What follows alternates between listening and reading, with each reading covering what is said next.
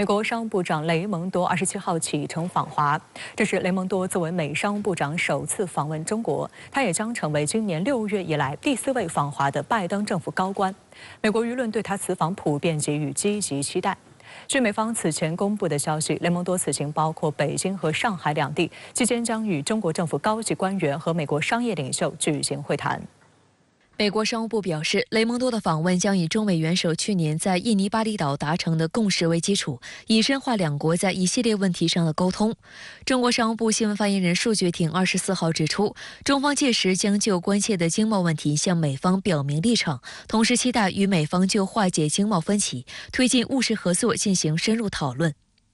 在中美尝试稳定日益紧张的两国关系之际，继美国国务卿布林肯、财长耶伦、气候特使克里之后，雷蒙多将成为今年第4位访华的拜登政府高官。作为美方对华高科技出口管制政策具体执行部门之一的负责人，雷蒙多此行被外界赋予更高关注和期待。彭博社评论指出，雷蒙多访华显示出拜登政府希望进一步缓和全球2个最大经济体之间的关系。作为对改善中美关系最具影响力的人之一，比起之前3位官员访华后成果中口号大于实质，雷蒙多此行或能取得更多收获。Most people say that they're really hoping that this visit is going to improve the communication between the two governments, but also that it would bring some clarity and transparency around the future direction of policy on foreign investment on both sides. 因为美国对华的打压里面最重要的一块实际上是出口管制，然后出口管制呢又在美国商务部的管辖范围，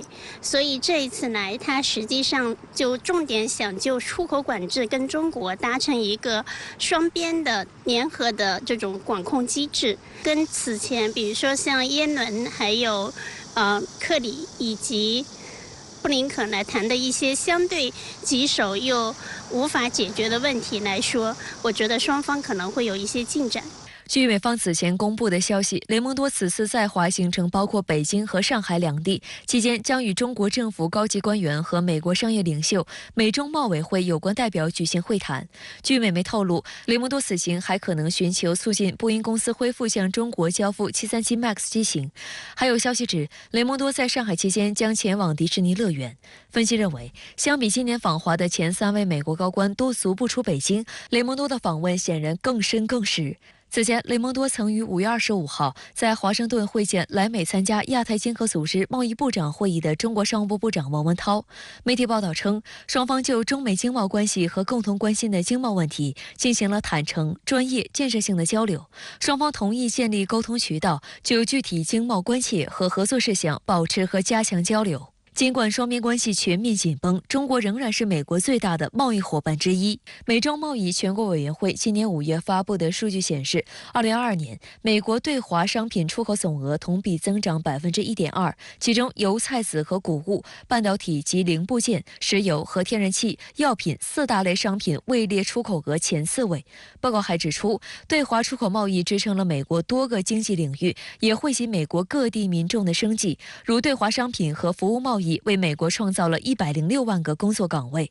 上个月，雷蒙多在美国某智库演讲时曾表示，美国与中国保持热络的贸易与商业关系与确保美国国家安全并不冲突。他举例称，星巴克每天都会在中国开设一家新门市，上海迪士尼乐园的经营也非常成功。美国向中国销售咖啡、保健及美妆用品，对美国不构成国安风险。我觉得雷蒙多这次过来，美国的商界对他赋予了比较高的期待，中方的态度也是看他们的诚意。我们这次看他的诚意是比以往有所改变的。以前一般美国的高官来中国之前，他可能会在前夕或者正在访问期间出台对华的管制。那这一次，他是事先释放了友好信号，把27家中国实体挪出了未经核实清单。以往是打压，这次呢是先示好，然后呢来开启双方更重要的会晤。你有这么大的市场，我希望你继续采购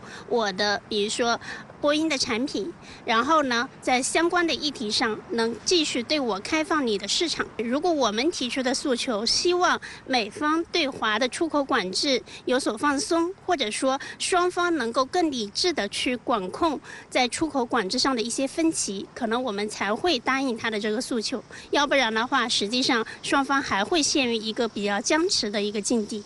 值得注意的是，据彭博社此前报道，访华期间，雷蒙多或将宣布成立一个美中出口管制工作小组和一个商业问题工作小组，分别重点关注对美国公司向中国出口高科技产品的管制措施，以及美国对中国高科技公司投资的监管计划。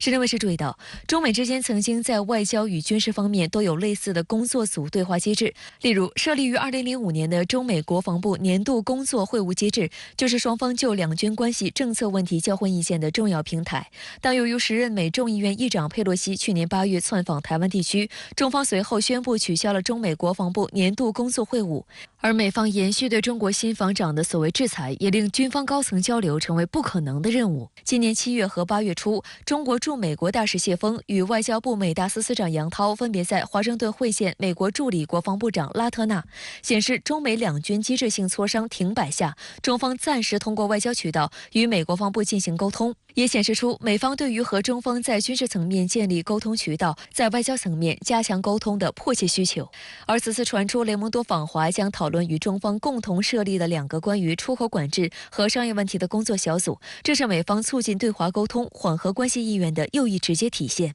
但另一边，华盛顿的强硬派仍在推动更多的限制，并敦促雷蒙多不要与中国官员谈判。本月中旬，迈克尔等数名美国反华派议员向雷蒙多和布林肯联名致信称，涉及工作组问题。当中国提出让美国首先放弃实施管控政策时，美国不应上钩。而就这封信以及雷蒙多组建工作组的计划，美国商务部暂时未作回应。有分析指出，任何中美高层接触和沟通都处在政治噪音的干扰之下，这次雷蒙多访华也不会例外。一些警告所谓不要对中国软弱的论调，会在多大程度上影响雷蒙多还有待观察。希望他能保持专业、务实和理性。在关键的大选年即要到来之际，共和党现在在各个议题上都在找民主党的漏洞，他们一定会对于目前的民主党过来中国到底是一个什么样的态度，会进行一个干涉。在这种时候，其实是非理性的声音占据了主导，未来可能还会面临同样的限制，所以这股力量实际上成了中美继续往前迈进的一个绊脚石。另据路透社报道，加拿大环境和气候变化部部长史蒂文·基尔伯当地时间26号启程前往北京，计划于28号至30号参加有关应对气候变化和保护生物多样性的会议，成为4年来首位访华的加拿大部长。2018年以来，随着孟晚舟事件发酵，加拿大作为五眼联盟成员，处处充当美国对华围堵打压的帮手，中加关系急转直下。此外，据香港南华早报网站25号报道，詹姆斯·克莱弗利可能在下周成为5年来首位访问中国的英国外交大臣。有分析认为，美方近期主动寻求改善对华关系之际，英加等此前配合美国议程对华强硬的国家不会无动于衷。实际上是他的一个策略。我在一些非常强硬的议题上，我会跟随美国，但是在一些我能获利的一些议题上，我希望跟你谈。然后呢，我不希望说你对我进行这种进一步的反制，因为他一定也能看到我们对日本、对一些紧跟美国盟友的国家已经开始了一系列的反制，他不希望这种事情发生在自己身上，所以我要主动而为。